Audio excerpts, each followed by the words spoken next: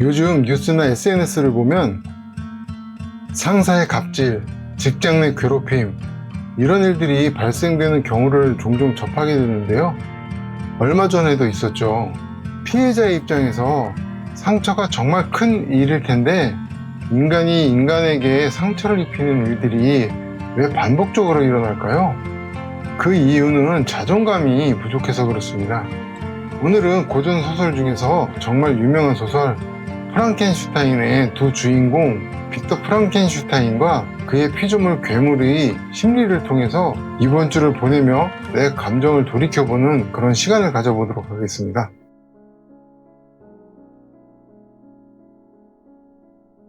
안녕하세요, 마이너입니다.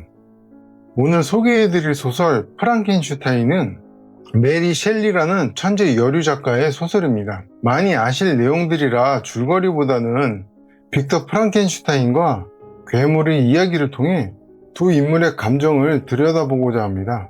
본격적인 내용에 앞서서 간략한 줄거리를 살펴볼게요. 북극에 얼어붙은 바다 위 로버트 윌트는 새로운 땅을 개척하고자 모험을 떠났는데요. 빙하를 헤집으며 항해하던 중 빅터 프랑켄슈타인을 만나게 됩니다. 빅터 프랑켄슈타인은 미지에 대한 탐구, 무지에 대한 이상을 가진 로버트 윌튼을 보며 걱정과 우려를 담아 경고하기 위해 본인의 서사를 이야기하는 것으로 소설은 시작합니다. 빅터는 스위스 제네바 고위 관료의 자제로 유년 시절 유복한 생활을 했습니다. 문과보다는 이과에 관심이 많았었어요.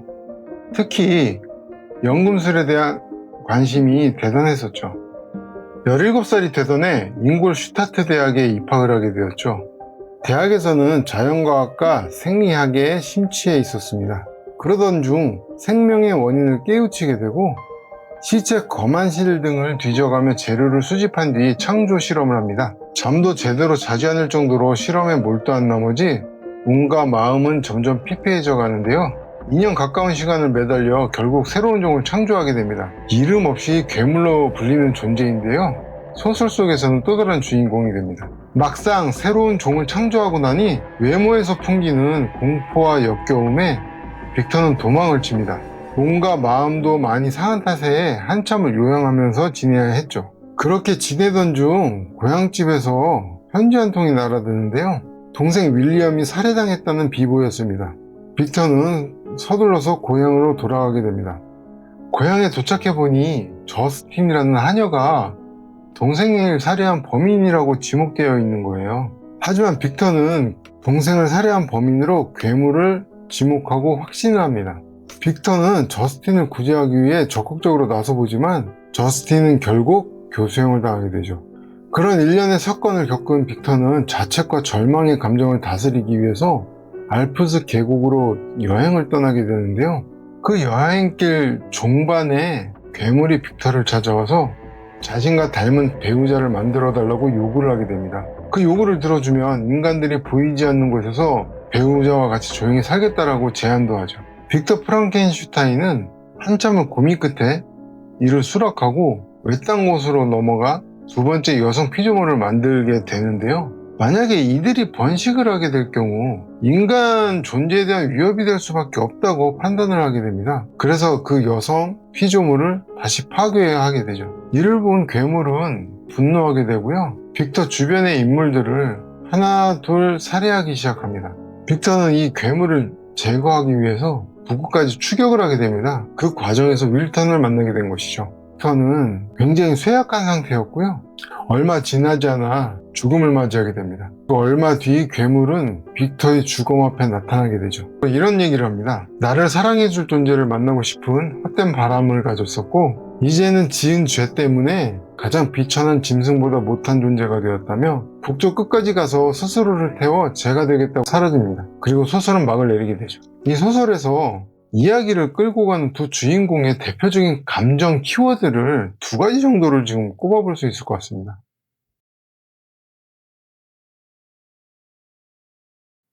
우월의식의 주요 특징이 자기중심적 사고나 타인 비하, 권위적 태도 등을 들 수 있겠는데요. 작품 중에서 잘 드러나는 부분을 보자면 빅터 프랑켄슈타인이 괴물을 만들었을 때 외모의 공포와 혐오를 느껴 도망가는 독백에서 내가 만들어낸 것의 모습을 더는 참고 바라볼 수가 없어서 영웅실을 뛰쳐나왔다라고 언급하거든요.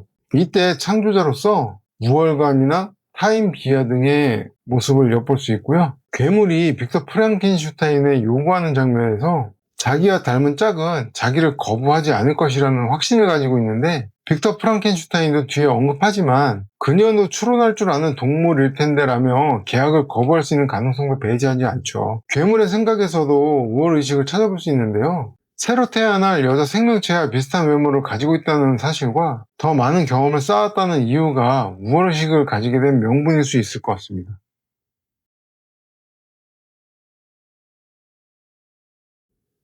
빅터 프랑켄슈타인은 이야기 내내 피조물에 대한 책임을 회피하고 부정하는 모습을 보입니다. 피조물에 대한 혐오는 죄책감과 절망감으로 이끌게 되고 사랑하는 사람들을 하나둘 잃어가면서 자기 혐오로 심화하게 됩니다. 반면 괴물은 외모로 인해 세상으로부터 혐오의 대상으로 소외되며 자기의 요구와 제안을 거부한 빅터 프랑켄슈타인에 대해 자기 혐오를 바탕으로 한 복수심으로 사람들을 살해하게 되죠.